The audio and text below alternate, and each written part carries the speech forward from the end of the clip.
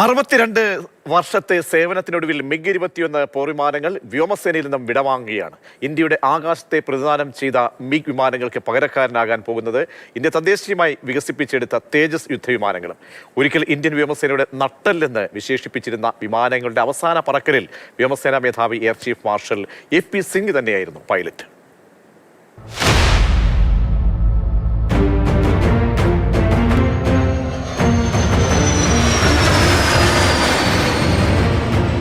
ഇന്നേക്ക് കൃത്യം ഒരു മാസത്തിന് ശേഷം സെപ്റ്റംബർ 26-ാം തീയതി ചണ്ഡീഗഡിലെ വ്യോമതാവളത്തിൽ വെച്ച് വ്യോമസേന മിഗ് 21 ഒരു യാത്രയയപ്പ് നൽകുമ്പോൾ അതെല്ലാ തരത്തിലും അതിവൈകാരികമായിരിക്കും.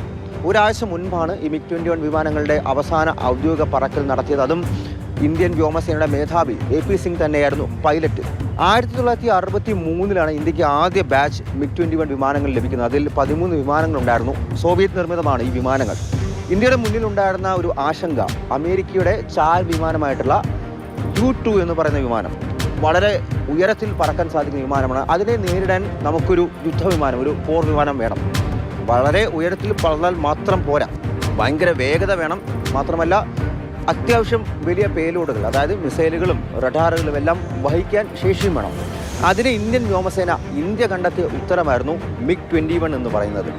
ഒരു തരത്തിൽ നമ്മളുടെ വ്യോമസേനയുടെ ഇന്ത്യൻ സൈന്യത്തിന് തന്നെ നട്ടെല്ലായി എന്ന് പറയാൻ സാധിക്കുന്ന ഒരു വിമാനം കൂടിയായിരുന്നു. 60 വർഷം നീണ്ട, അതായത് 6 പതിറ്റാണ്ടുകൾ നീണ്ട ഒരു സർവീസാണ്, സേവനമാണ് ആ വിമാനം നമുക്ക് ഇന്ത്യൻ വ്യോമസേനയ്ക്കും ഇന്ത്യൻ സൈന്യത്തിനും എല്ലാം തന്നെ നൽകിയിരിക്കുന്നത്. അതിലും ഒരുപാട് പോരാട്ടങ്ങൾ കണ്ടിട്ടുള്ള വിമാനമാണ്.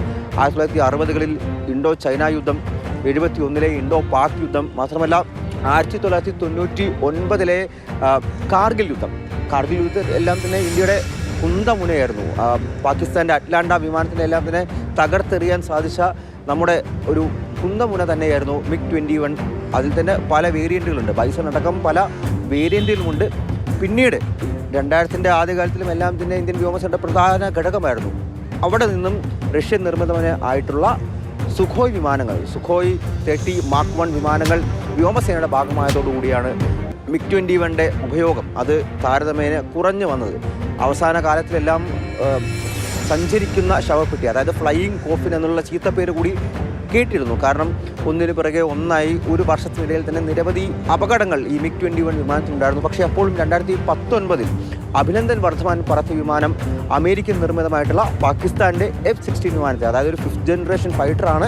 മിഗ് 21-നെക്കാട്ടിലൊക്കെ ഒരുപാട് സാങ്കേതിക വിദ്യയിലും വേഗത്തിലും എല്ലാം മുന്നിൽ നിന്ന വിമാനത്തെ തകർത്തെറിയാനും ഈ മിഗ് 21 സാധിച്ചു. എന്തായാലും 62 വർഷം നീണ്ട സേവനം, ഇന്ത്യക്കൊപ്പമുള്ള സേവനം ആ വിമാനം അവസാനിപ്പിക്കുകയാണ്. ഇന്ത്യ തന്നെ തദ്ദേശീയമായി വികസിപ്പിച്ചെടുത്തിട്ടുള്ള തേജസ് എന്ന വിമാനം, തേജസിൻ്റെ പല ശ്രേണികൾ ഇപ്പോൾ വരുന്നുണ്ട്. ആ വിമാനങ്ങളായിരിക്കും എന്തായാലും ഇനി മിഗ് 21 എന്ന് പറയുന്ന വിമാനങ്ങൾക്ക് പകരക്കാരനായി മാറുക. ആകെ 900 വിമാനങ്ങളായിരുന്നു ഈ മിഗ് 21 ഇന്ത്യയുടെ പക്കലുണ്ടായിരുന്നത്. അതിൽ 660 ഇന്ത്യയിൽ തന്നെ നിർമ്മിച്ചതാണ്. ഈ അവസാന ബാച്ചിലുള്ളത് 36 വിമാനങ്ങൾ മാത്രമാണ് ഇപ്പോൾ നിലനിൽക്കുന്നത്. അതുകൂടിയായിരിക്കും അടുത്ത മാസം സെപ്റ്റംബർ 26-ാം തീയതി ചണ്ഡീഗഡിൽ വെച്ചൊരു ഔദ്യോഗിക യാത്രാ നൽകലിലൂടെ ഇന്ത്യൻ വ്യോമസേനയിൽ നിന്നും ഇന്ത്യയുടെ സൈന്യത്തിൻ്റെ ഭാഗമായിട്ടുള്ളതിൽ നിന്നും വിട വാങ്ങാൻ പോകുന്നത്.